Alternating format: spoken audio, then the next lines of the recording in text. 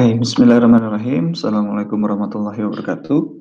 Teman-teman, di pertemuan kali ini kita akan membahas mengenai model-model pembelajaran digital atau model-model pembelajaran dalam konteks digital.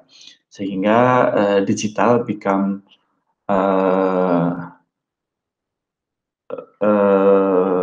the context of the classification.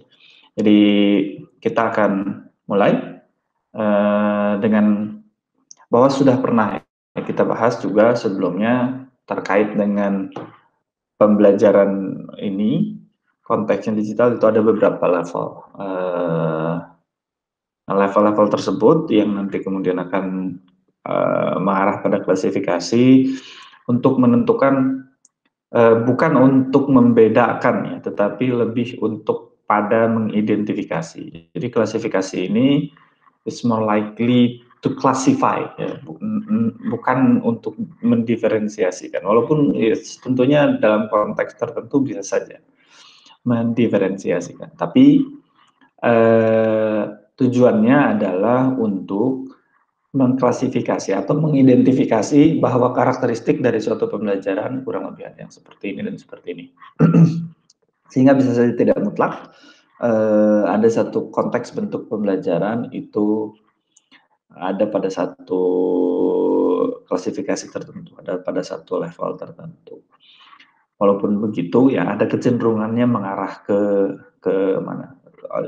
There is always a gray area gitu ya, di mana suatu konteks pembelajaran tidak bisa diklasifikasikan pada klasifikasi tertentu atau pada karakteristik tertentu, tapi lebih cenderung ada gabungannya, ada campurannya. Di antara level 1, level 2, atau level 0, level 1, ini mungkin nanti akan terlihat. Oke, kita langsung saja untuk menyimak sajian presentasinya. This is going to be a quite long presentation. Let's start. Oke, ini konteksnya. Jadi bentuk pembelajaran dalam konteks digital. Mata kuliah kita, mata kuliah pembelajaran digital atau digital pembelajaran. Sebelum kita mulai pada karakteristik, sebelum kita mulai pada karakteristik tertentu, kita akan mulai terlebih dahulu pada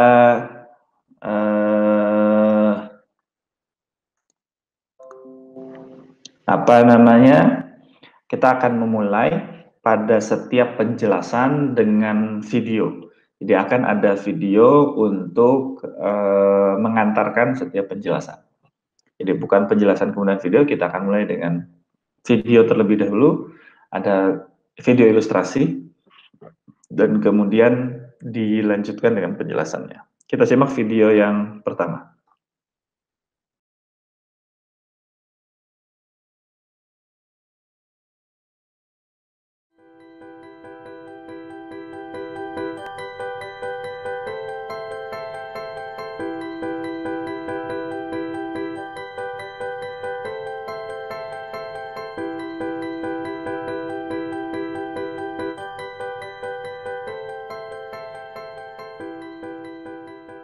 So we have been doing a lot with solving word problems. So up here it says, I can use a variety of strategies to add and subtract within 100. And we've been doing addition. So we've been using many different strategies. Can somebody tell me some strategies that we've been using to solve addition problems? Ava, can you give me a strategy that we've been using? Make a 10. Make a 10, very good. Can you explain what make a 10 is? You take some ones from the number that isn't closest to a 10 to make another number with a multiple of 10. Yeah. So because a number with a 0 is very easy to add to. I love what Ava just said at the end. She said a number with a 0 at the end, all of our multiples of 10 are easier to add, right? We just saw that over there. We added those super quick in our head, didn't we? Yeah. So if we can make a 10, that helps the problem be much easier, right? Katie, can you give me another strategy that we've been working on to solve addition problems? Regrouping. Regrouping, or using our standard algorithm of lining up the 1s and the 10s. Awesome. And can somebody tell me our last strategy that we've been using to solve addition problems? Mia, can you tell us the last strategy? Break apart. Our break apart method. Very good. And that, Mia, can you tell us what that is? Remind us what the break apart method is? The break apart method is a method where you take a number. Let's say I had 27. So there's 2 10s and 7 1s. So you would put 20 and then plus 7. Great. So we would use that expanded form that we've been doing so much of. We break apart our number into 10s and 1s, and then we add our 10s and our 1s. Nice job. So what I have here is I have our strategies that we've been using up here so that you can look at these as you solve the problem. Nah, di video yang barusan teman-teman perhatikan, ini terjadi interaksi yang sebetulnya berada pada level 0. Traditional learning, atau kita bisa menyebutnya sebagai digital absence, di mana sebetulnya sama sekali tidak ada unsur digitalnya. Nah, ini adalah pembelajaran yang bisa dibilang ya tradisional ya, sejak zaman dulu ini dilakukan. Walaupun begitu, bukan berarti pembelajaran ini bukan pembelajaran yang bagus. Ya, jadi digital atau tidak digital, ini harus diterangkan dulu. Digital atau tidak digital, digital or not digital, tidak kemudian menjadi parameter suatu pembelajaran yang baik. Tidak bisa dianggap bahwa level 0 itu pasti jelek. Level 0 is definitely the worst instruction. Bukan soal worst atau best instruction. Tetapi tadi ini hanya to classify, hanya untuk mengklasifikasi, hanya untuk membedakan karakteristik. Jadi level 0 tidak berarti adalah pembelajaran yang paling buruk, tidak. Kita lihat tadi di ilustrasi sebelumnya bahwa pembelajaran justru sangat terjadi dengan antusiasme, dengan interaksi yang sangat baik. Dan itu inti dari proses pembelajaran. Kita akan melanjutkan. Jadi level 0 yang tadi di video ilustrasi, di salah satu ilustrasi pembelajaran di mana terjadi pembelajaran yang tidak menggunakan unsur digital sama sekali. Kita lihat gurunya masih menggunakan papan dan papannya penuh sekali. Kemudian interaksinya langsung ya. Kita akan lihat karakteristiknya. Yang pertama, penggunaan teknologi. Berdasarkan karakteristik dan juga berdasarkan instruction. Formnya atau bentuk instructionnya, bentuk pembelajarannya. Yang pertama, dalam konteks penggunaan teknologi di pembelajaran yang level 0 ini, pada tingkatan yang paling majunya, pada tingkatan yang paling tingginya, pengajar hanya menggunakan electronic device saja. Dan itu pun tidak dalam berbentuk digital. Misalkan menggunakan TV, menggunakan radio, atau menggunakan audio untuk disajikan, atau menggunakan overhead projector jika masih ada yang menggunakan.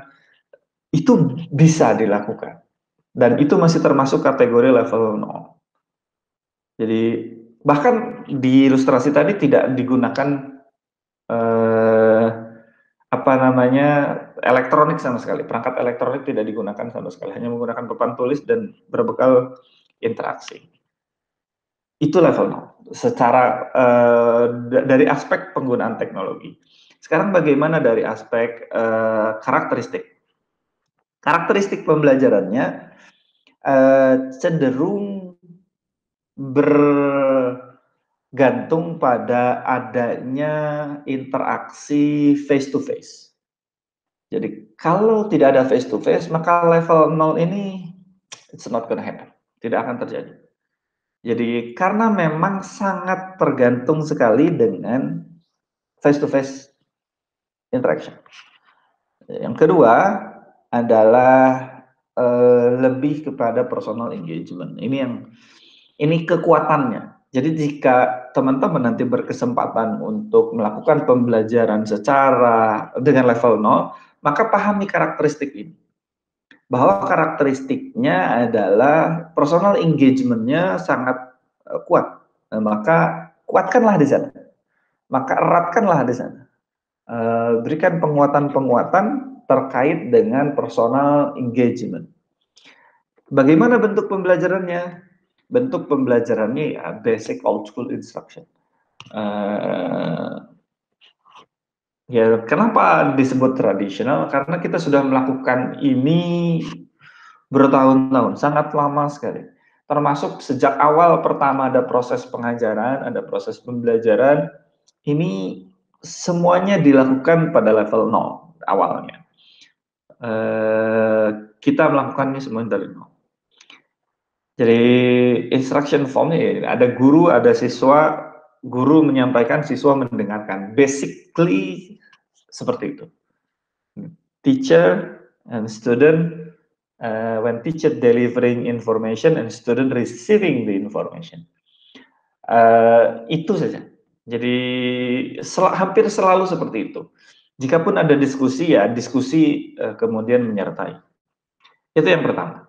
Level 0 atau digital absence. Kita akan lanjut ke level selanjutnya, tapi sebelumnya kita akan simak dulu video berikut ini.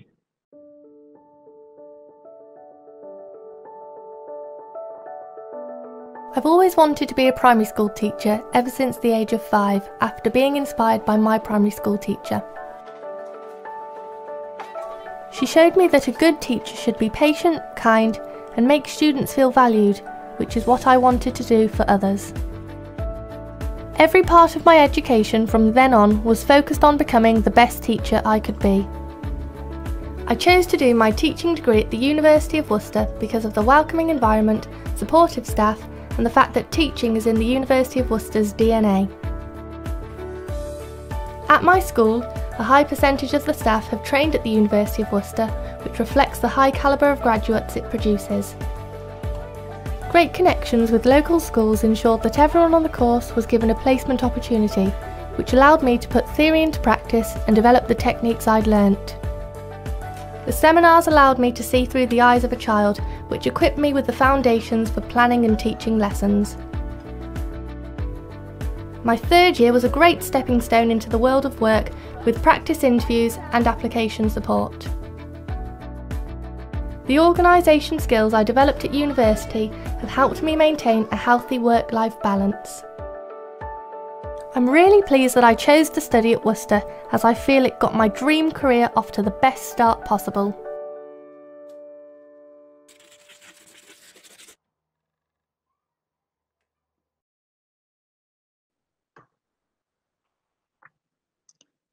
Nah, pada video yang barusan ada sedikit perbedaan dengan video yang sebelumnya. Jadi di video yang barusan ditayangkan ada perbedaan. Ini sudah masuk ada beberapa, ada tampilan, ada piranti ya, ada piranti yang digunakan, piranti elektronik yang juga sebetulnya sudah berbentuk digital. Ini kenapa yang ilustrasi tadi ini masuk dalam kategori level 1 atau modern learning.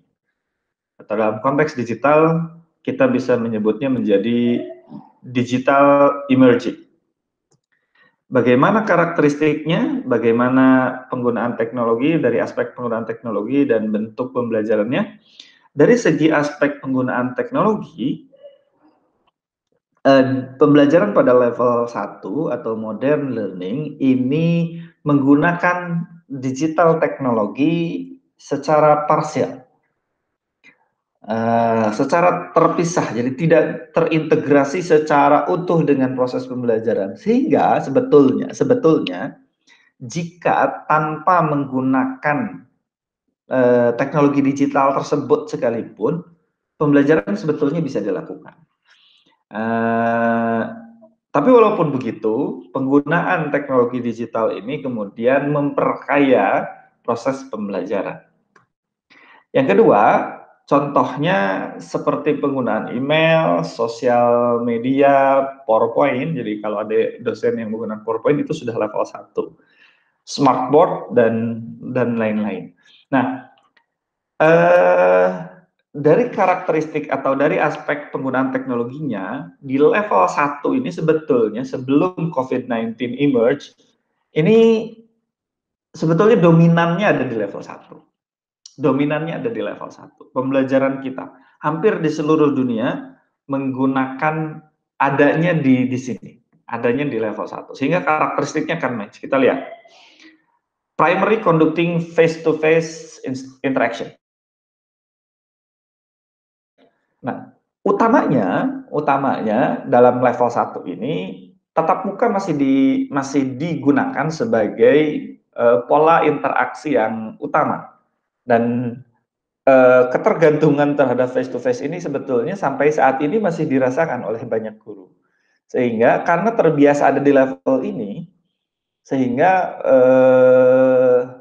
masih terikat dengan proses tatap muka.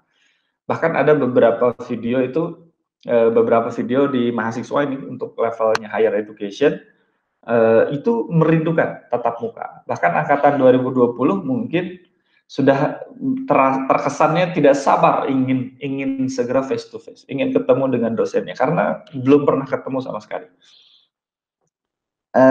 Ingin dalam konteks digital ingin turun level. Dalam konteks digital ingin turun level ke level 1. Makanya sebetulnya turun level itu bukan berarti, sekali lagi saya ingatkan, turun level dalam konteks digital, dalam konteks pembelajaran itu bukan berarti menurunkan kualitas pembelajaran. Sekali lagi bukan itu, tidak menjamin bahwa semakin tinggi levelnya, semakin tinggi digitalisasinya, itu betul, tetapi tidak menjadikan bahwa semakin turun level pembelajaran digitalnya, semakin turun kualitasnya. It's not the same. Oke. Kemudian karakteristik yang berikutnya adalah aided by digital tools. Jadi ada digital tools nanti yang yang akan membantu proses pembelajaran, yang akan memperkaya proses pembelajaran.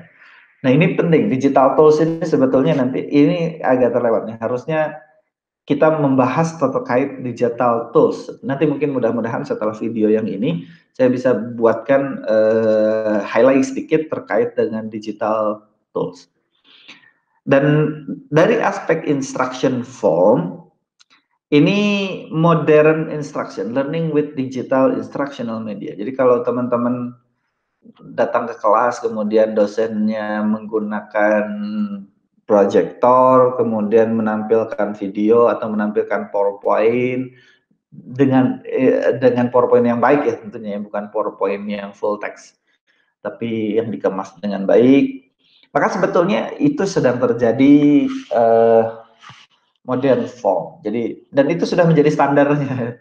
Jadi walaupun pembelajarannya abad 21 sejak awal tahun 2000 ke sini gitu ya, sampai dua dekade awal, ini dominannya di level 1. Rata-rata ada di level 1 lah, walaupun belum pernah dihitung secara statistik, tapi saya meyakini bahwa sebagian besar teachers ada di level 1. Kita akan lihat sajian video ini untuk melihat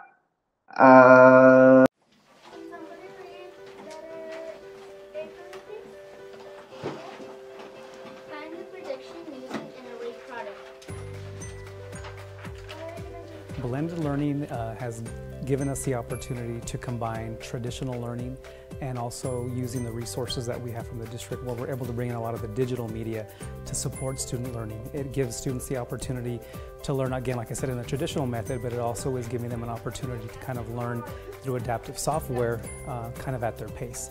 You're not using technology for the sake of technology, for the sake of using technology. So it gives teachers a good opportunity to have small group instruction. You're going to be making groups of how many? 5 groups. 1, 2, 3, 4, 5. The stations are purposeful in that they're focusing on the TEK that the students need to learn, and they're differentiated. Not every student is doing the same activity at one station.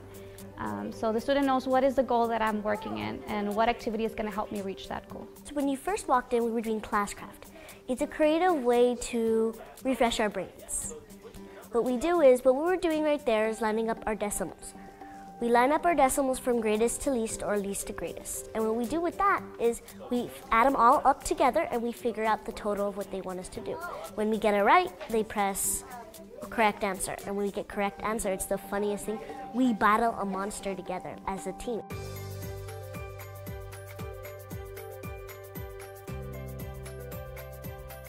You have to start with a classroom culture. Classroom culture that the students are there to make progress. They're going to help each other. They're going to get help from the teachers and any other adult that might walk into the classroom that is there to work with instruction. Decide that you needed to divide by 4. If you bring in blended learning, every child is given ownership. The teacher gives the ownership to the students, okay? So then that addresses the other pillar, that it starts with data-driven instruction. The teacher has to be, when the kids are out there on the adaptive software, the teacher has to be monitoring the reports, monitoring the very specific data that are involved so that they can then have those conversations around data with students. ¿Cuál de esas no tiene sentido que sea? When you hand over the data to the students, they're given ownership. Student agency means that the students are on a day-to-day basis, on a minute-by-minute basis, making decisions about what they are doing in class to progress in whatever they're doing. Are they differences or similarities? Yeah, similarities. This is the same. You have that instructional rhythm. Because again, when we're looking at the way the state is going, which I completely agree with, as a matter of fact, the 30-60-90 model, when you're talking about 90% of your students should be approaching grade level standards, 60% meeting and 30% at that advanced level, okay? It makes sense because every student, no matter where they're at, needs to be demonstrating progress. The students take their ownership, and so they start to work in the sense where they're driving and targeting either the pace that they work at, the path that they take, or the content that they need. So the students are really driving the direction of where they need to go. So they're not, the whole class is not going in one step at a time at exactly the same place. So it looks very different from your traditional classroom. Blended learning means to me is more exciting, like the name, blended learning. For some reason, I think of like a milkshake when you add the teacher and then you add the cherries. And so it's like adding a teacher, technology, and kids. And then when you mix it up, it makes blended learning, which is awesome. The best thing about here is you never get tired of it. Like every day you want to come to school.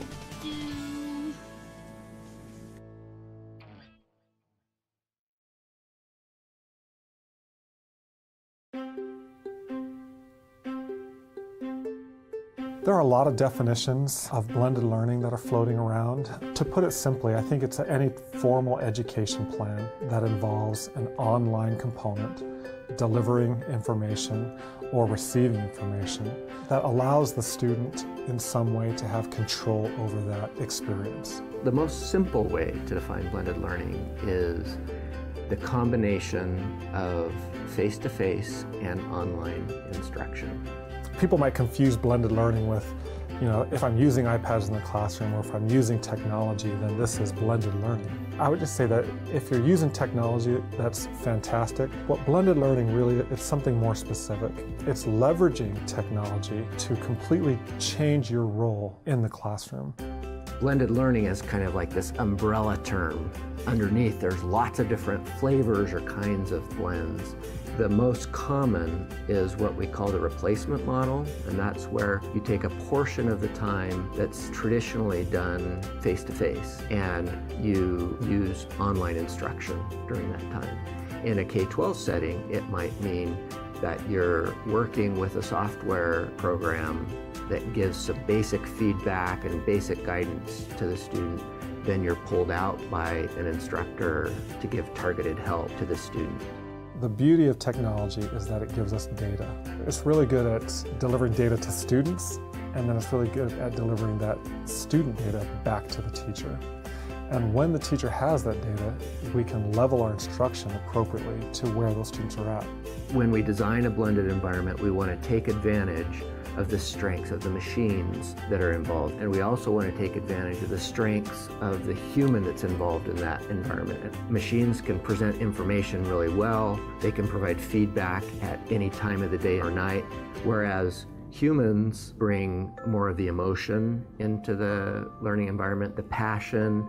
You're able to create a different dynamic of a relationship, that instead of being an instructor that has to be efficient with them, you can be a coach and a mentor that can spend more time with them at their level and find ways to talk about what's meaningful in their life, something that a computer cannot do. In a face-to-face classroom with limited amount of time, it's difficult to get participation from every person that's in the classroom. Blended learning allows us to provide more of a personalized learning experience for the students. Sometimes people think of online as being very impersonal, and it can be if it's just interaction with content, but we can create personal interactions online with students that are targeted and focused to the feedback that they need. If we've learned anything over the last few years trying to improve our education system, is that blended learning gives us the opportunity to mentor, to connect, to inspire, and to empower students.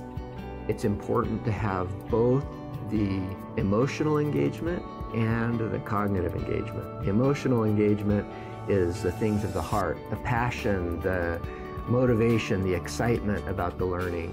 And the cognitive engagement is the amount of energy that you're willing to put into the hard task. Blended learning that works well is blended learning that's doing both of those things. I really believe that blended learning gives us an opportunity to reach those goals as educators, to increase the rate of learning, increase the depth of learning, and provide students mentorship in life.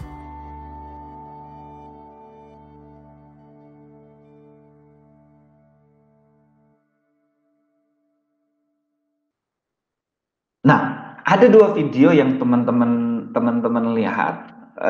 Dua-duanya cenderung menggambarkan bagaimana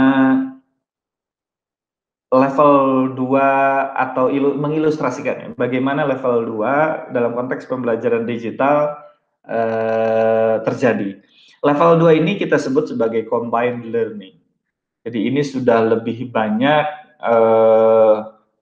integrasi teknologinya, sudah lebih banyak lagi bersentuhan dengan teknologi digitalnya. Itu kenapa kita menyebut dalam konteks digital di level 2 ini sebagai digital engagement. Nah, dalam digital engagement, kita bisa lebih melihat bahwa peran teknologi digital ini lebih terasa dibandingkan dengan di level 1. Kalau di level 1 ada kesan bahwa jikapun tanpa menggunakan teknologi digital, sebetulnya pembelajaran masih tetap bisa dilakukan. Tapi tidak dengan ketika pada digital engagement. Dengan kata lain, mungkin saja proporsi penggunaan digital atau peran digital teknologi digitalnya ini sudah 50-50. Jadi kalau 50-50 ini sebetulnya sudah equal antara peran teknologi digital dengan peran pembelajaran dengan pola pembelajaran yang lainnya atau dengan yang melengkapinya. Kita lihat karakteristiknya berdasarkan beberapa aspek tertentu. Aspek dari penggunaan teknologi ya tadi bahwa teknologi digital ini sudah digunakan sebagai bagian yang terintegrasi dengan proses pembelajaran. Sehingga jika teknologi digital itu hilang, maka pembelajaran akan sangat berkurang. Nah, kalau ini udah lain lagi. Jadi pembelajaran itu akan sangat berkurang kualitasnya, akan sangat berkurang interaksinya. Jadi bukan berarti kalau di level 2 ini lebih bagus dari level 1 tadi, ini saya ulangi kembali. Bahwa jika di level 2 ini, ketergantungan terhadap teknologi digitalnya semakin tinggi. Sehingga mau tidak mau, ini sangat perlu, urgensi teknologi digitalnya semakin lebih tinggi daripada di level 1. Biasanya sudah menggunakan LMS atau course management tools. Jadi bukan hanya sekedar digital tools, tapi pola pembelajarannya sudah ada yang menggunakan learning management system atau course management tool. Bisa digunakan hanya sebagai administratif, bisa digunakan sebagai suportif, atau juga bisa digunakan sebagai primary, walaupun mungkin tetap nanti dalam konteks level 2 ini masih sangat memungkinkan ada tatap mukanya, masih sangat memungkinkan. Tapi itu tadi, tatap muka atau tidak tatap muka di sini mungkin cenderung equal. Nanti kita lihat di karakteristiknya. Tatap muka bahkan bisa saja diterapkan sebagai actuating. Jadi penyampaian materinya nih, kayak teorinya secara daring, secara online, secara digital. Nanti ketemunya hanya untuk actuating saja. Ketemunya hanya proses diskusi, untuk proses workshop, untuk hal-hal yang cenderung lebih membutuhkan bimbingan secara langsung. Dan lebih ke personalized learning. Kenapa lebih personalized learning? Karena di level 2 ini, teacher perannya hanya untuk dia sebagai provider. Bukan hanya sekedar source of learning, tapi dia juga sebagai provider. Kalau teman-teman masih ingat di pembelajaran mata kuliah sebelumnya yang sudah pernah kita bahas, ada yang teacher as a facilitator. Nah, di level 2 ini, teacher lebih berperan sebagai fasilitator. Jadi, memfasilitasi, provide mana bahan ajarnya, dari mana sumber belajarnya. Nanti ketika tatap muka, ini baru didiskusikan, ini kemudian baru di workshopkan. Jadi, karakteristik di level 2 ini lebih personalized learning. Ini sudah mulai agak berperan personalized learningnya, sehingga ketika ada siswa yang cenderung tidak termotivasi, ketika cenderung ada siswa yang malas-malasan, ini kecenderungan tertinggalnya akan semakin tinggi. Sehingga siswa yang highly motivated ini akan jadi fast learner, gitu ya, yang had lower motivation, it is tend to be a slower learner. Dan itu konsekuensinya dari personalized learning.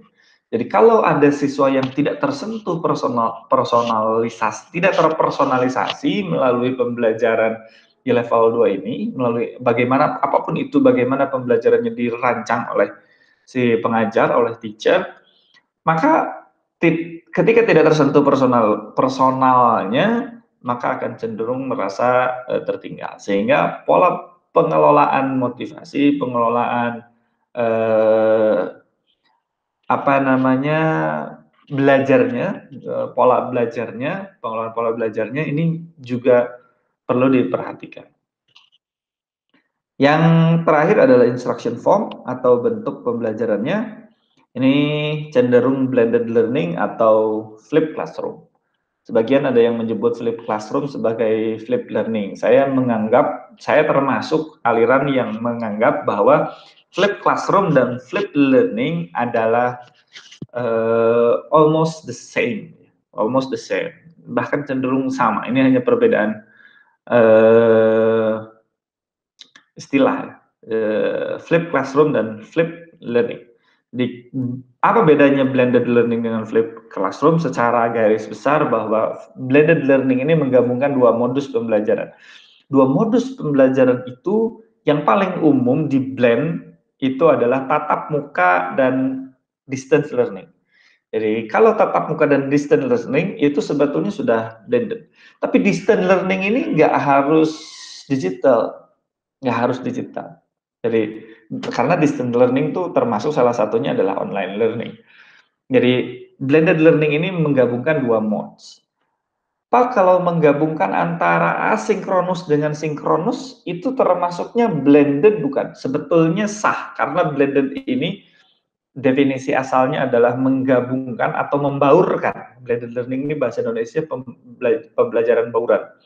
Membaurkan antara dua moda yang berbeda. Dalam konteks model pembelajaran yang besar itu kan ada yang tatap muka dengan tidak tatap muka. Dalam konteks komunikasi ada yang sinkronus dan ada yang asinkronus. Ini jika dibaurkan, jika digabungkan pembelajarannya, dikombinasikan, maka sebetulnya ini menjadi blended learning. Lalu apa bedanya dengan flipped classroom? Flipped classroom ini adalah membalik, gitu ya. Membalik pola pembelajaran. Jika biasanya kita menyampaikan pembelajaran secara tatap muka itu untuk menyampaikan pembelajaran teorinya kita sampaikan, guru menyampaikan, siswa mendengarkan, dan kemudian ketika di rumah siswa mencari sendiri dan mengerjakan tugas misalkan. Nah, dalam flipped classroom ini dirubah. Siswa mengakses materi secara mandiri, mereka mencari juga secara mandiri, guru menyampaikannya itu tidak di kelas, tidak diakses di kelas. Tetapi ketika berkumpul datang di kelas, misalkan, yang ada adalah siswa mengerjakan PR, gampangnya seperti itu. Jadi kalau pola yang biasa atau regular classroom, itu penyampaian materi kemudian doing homework gitu ya. Nah, kalau flipped classroom ini dibalik tempatnya. Jadi urutannya tetap accessing materi kalau yang reguler accessing materinya di kelas, doing homeworknya di rumah karena homework itu di rumah. Dalam flipped classroom dirubah. Accessing materinya di rumah, doing homeworknya di sekolah atau di kelas. Maka ini disebut dengan flipped classroom.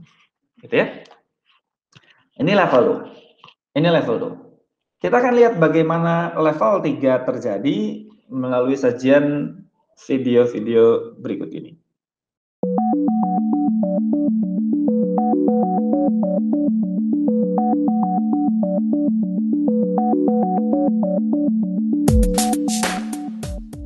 We've been homeschooling since 2003. When my third child was born, was right about the time that Nate was starting kindergarten. And so we've been going for the last 10 years. We use the iPad for a wide variety of things, everything from the iBooks that Providence has put out to using it for math practice. The beautiful thing about the Providence books is that you get a professor in the book. And so when there might be something that you don't feel comfortable teaching, that iBook gives them something that they can't get, because we're not in a school setting where we've got a master or PhD level professor giving a talk every day with these kids. I think that they're really nice. I like them a lot more than just reading a book. Again, the text-to-speech kind of where he reads the book, it makes it a lot easier to take in. And I like it with the lectures. It's a lot richer than a normal iBook. I am dysgraphic. I found that out. I have like trouble writing. The listening and the videos are all important. If I had read an ordinary book, I probably wouldn't get nearly as much. This gives kids with dyslexia a chance to listen to, even if they're not going to read it. Listen to a great work of literature that they might not ever approach otherwise. And then to have that video reinforcement with the summaries at the end of each section helps the student really become more engaged with the text. I like it that it reads it to me because when I'm reading some school books, I have a really hard time paying attention. It'll like go right in and out my brain and I have to go back and read it all over again. And it's really annoying because it takes me a long time to finish reading. It doesn't do that when I have something to listen to. And I like it with the video lectures because it points out things that I might have missed. Well, when we've gotten together to talk about the books that my kids have read, the Providence e-learning iBooks that they've read, they have a completely different perspective, because they're saying, Mom, did you know this? And I'm like, well, where did you learn that? And they said, well, that's what Professor Lassiter said when he was explaining that in the video discussion. And so it helped them to come to me with more things we can talk about. This book is a steal. If you think about it, if it's $9.99 for this book with the video enhancements inside it and the audio narration. And I really think that it would be a mistake not to get that multi-sensory experience for your kid, especially for homeschool kids that don't have the opportunity for book clubs or opportunities to get together with other people where they can actually hear someone else's point of view and someone that's well educated and well versed in literature.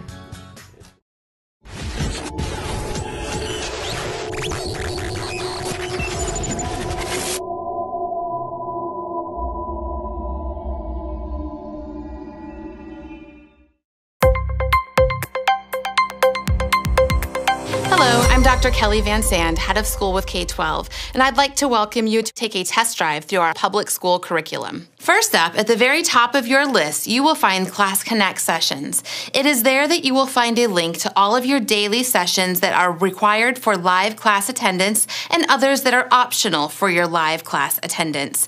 When you are engaged in the school, you will have an entire list here that you'll be able to see when your math class is and your English class and so on, and you'll also be able to look ahead to future days to see what your course list looks like on those particular days. Right below this area, you will find all of the lesson shortcuts. Here you'll see the math courses, ELA is English Language Arts, you'll find handwriting, literature, spelling, vocabulary, and many more courses all listed here. We'll take a look at those in just a moment, but as simple as clicking on that course title, that course will open up and you can begin your work within it. Over here on the right side of the screen, you're going to find links that you will need to use on a daily basis. The first link you'll find is access to the course gradebook. It's in this view that you will be able to see a live look into every single grade in your child's courses.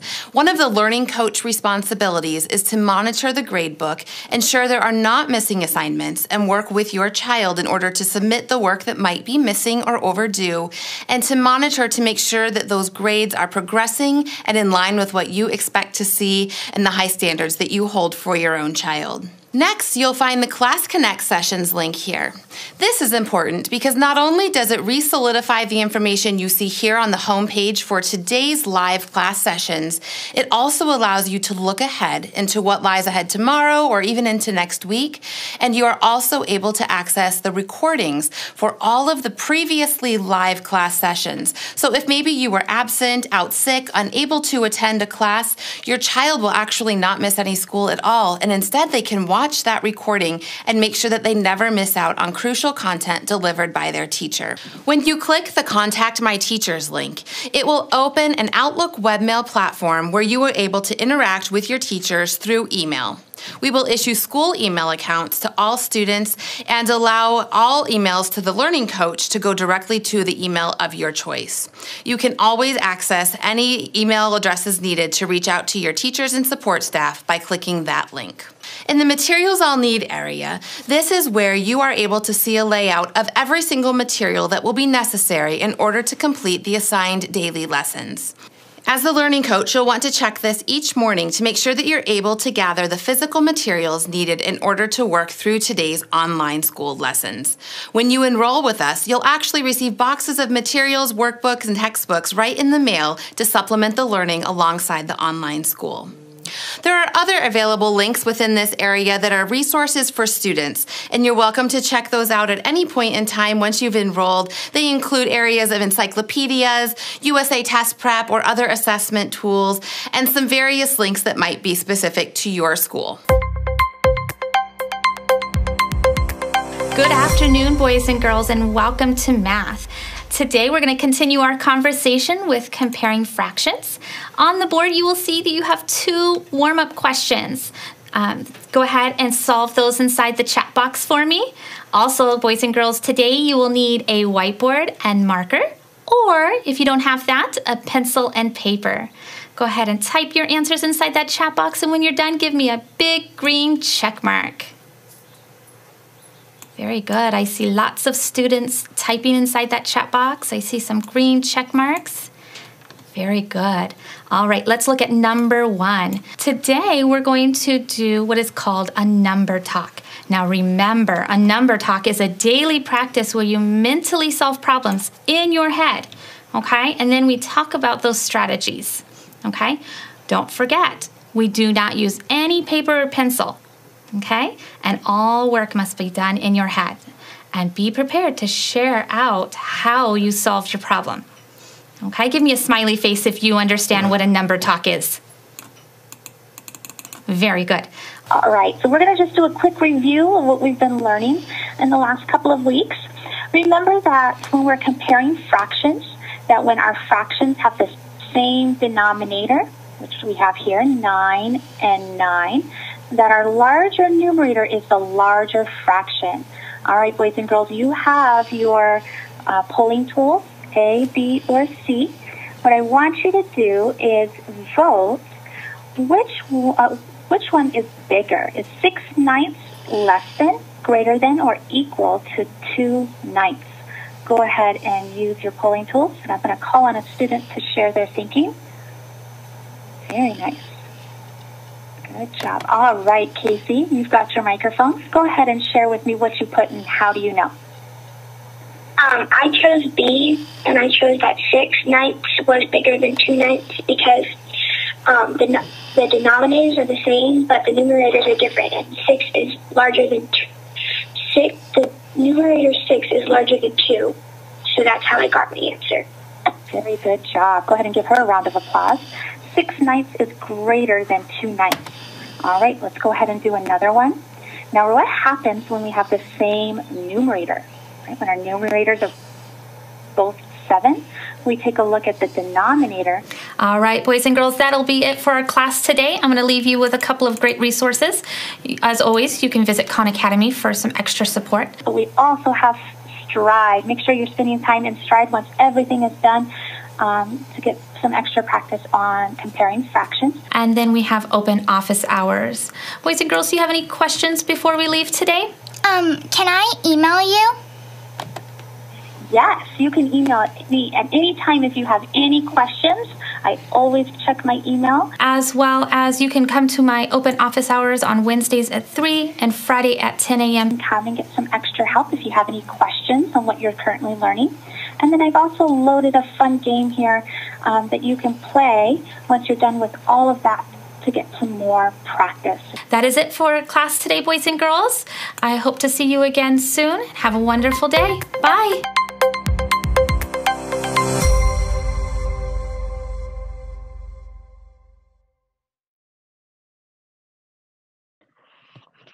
See? Dari 2 video yang teman-teman lihat, teman-teman mungkin akan lebih merasakan bahwa lebih relate ya, dengan kondisi teman-teman saat ini. Teman-teman merasakan bagaimana sebetulnya pembelajaran terjadi dengan pola yang tadi sudah teman-teman lihat ilustrasinya. Di rumah, berhadapan dengan gadget. Ada mungkin ya, kalau di ilustrasi tadi orang tuanya mendampingi, di teman-teman mungkin bisa melihat untuk pembelajaran di level yang sama, di sekolah dasar khususnya, mungkin juga sama. Guru-guru, orang tua ada yang ikut mendampingi, ada yang karena satu dan lain hal orang tua tidak mampu mendampingi. Tapi yang disampaikan oleh ilustrasi tadi sebetulnya tidak mewakili keseluruhan pola pembelajaran yang ada di level 3, tapi hanya menjadi salah satu atau dua ya, atau 2 bentuk pembelajaran yang dilakukan di level 3, atau kita electronic learning atau e-learning, atau dalam konteks digital kita menyebutnya menjadi digital integration. Kenapa digital integration? Nah, berdasarkan 3 aspek yang sama, teknologi use, karakteristik, dan instruction form. Kita lihat secara teknologi bahwa pembelajarannya full dilakukan secara digital. Karakteristiknya distant learning. Distant learning itu memisahkan antara source of learning, dalam hal ini guru atau sekolah institutionnya gitu ya, dengan learnernya, dengan studentnya. Jadi berjarak, tidak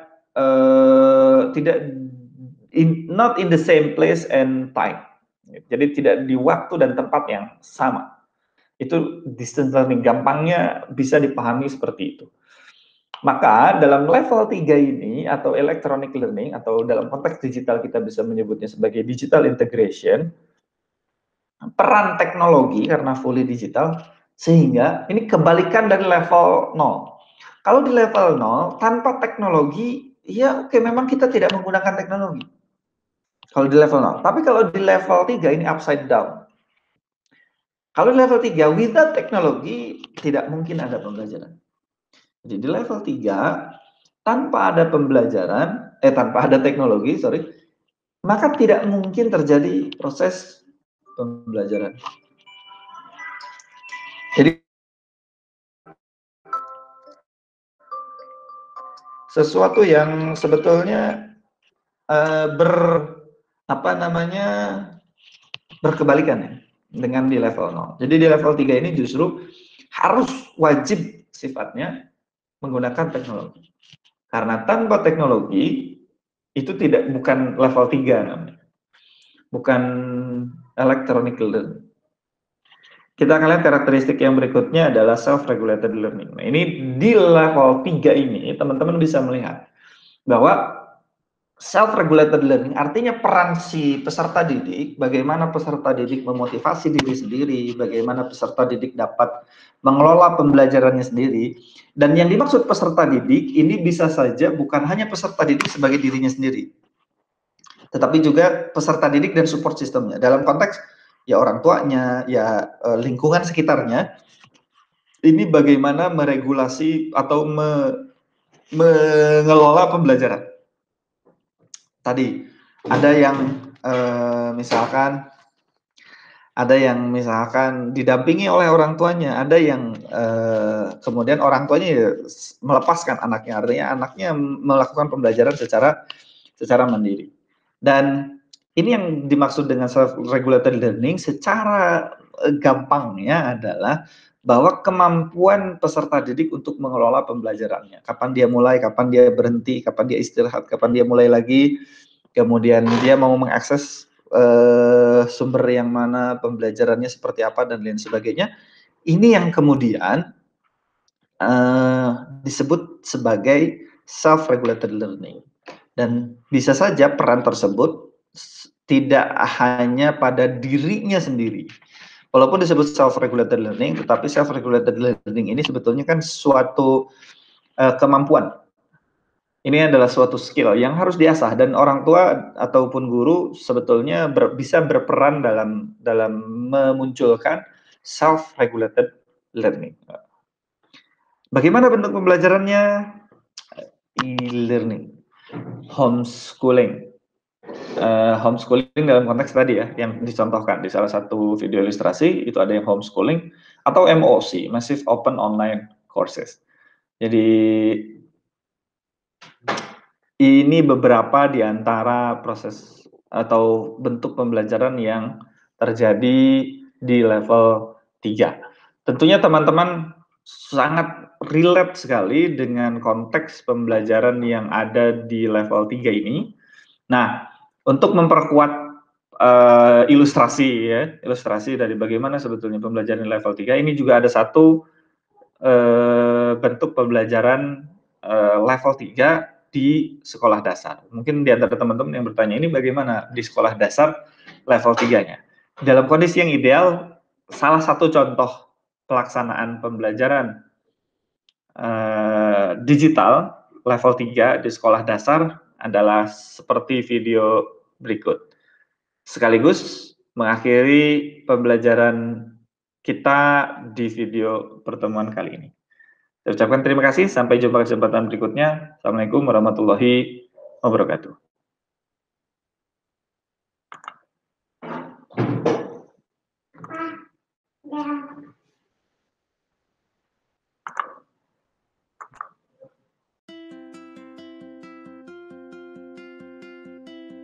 Have you ever wondered how online school really works? What I like best about online school is being able to be here with my son and help him become an independent learner and find his own passions, find his love for learning. And it's not about memorization, it's about really understanding it and knowing it for yourself. And that's what you get. They get an understanding and knowing for themselves. How do you take classes? Class Connects are really engaging. I've had a lot of amazing teachers that make me learn and make me enjoy learning. My lessons are not only on the screen, but have books like my social studies and my literature and my science. They also give you materials, clay, paint. They give you all of that. What are the teachers like? Your teacher online, she is able to help you. We do the same thing that a normal teacher would do. We open that computer and the classroom's right there. We talk to students, we teach our lessons, and we communicate. That's the best part about the online environment. Is there time for fun? K-12 and our schools provide many social opportunities for students to connect and to find a place to plug into the national community or the local community.